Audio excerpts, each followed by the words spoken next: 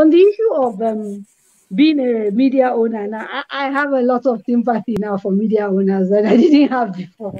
I have to confess, right? I'm very lucky. The bulk of my journalism was in the UK, and it was with a public broadcaster like the BBC.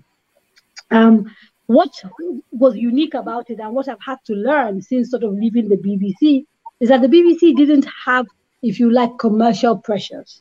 So we never had to deal with the fact that we had no money, to pay salaries. We didn't take advertising because we were funded.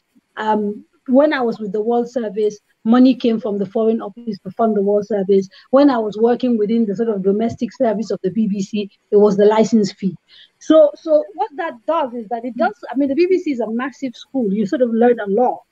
What it doesn't prepare you for is coming to run a business that then requires you, while you are doing the journalism, you go and find money to pay your staff and make sure, that the drive for money does not sort of impact your editorial independence. And in a place like Nigeria, it's particularly hard.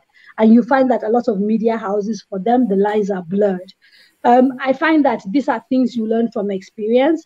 In terms of sort of the things that I am doing, that it's hard because we're also in an industry where the skill set is really poor, and the few that you do manage to sort of train up get stolen very quickly, either by tech companies, telecom companies. Everybody's now creating content because rather than doing straightforward advertising, they're deploying storytelling to promote their brands, that sort of thing. So the skills required are very similar. So tech companies will offer 3-4 times what you're paying. The same thing with telecoms. And then the international media, the BBC, the Reuters, the AFPs, you kind of train your local journalists and then they come and give them $1.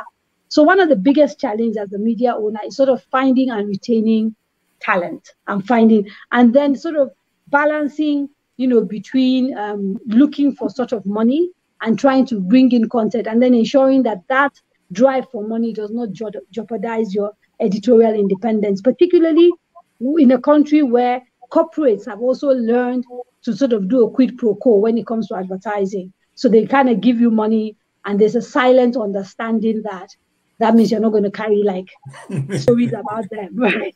So it's a very, very delicate balancing act that I think people sort of experience that will teach you a little bit of common sense and sort of, again, processes and guidelines that you put in place. In terms of just looking after staff, I've just kept it really basic. I feed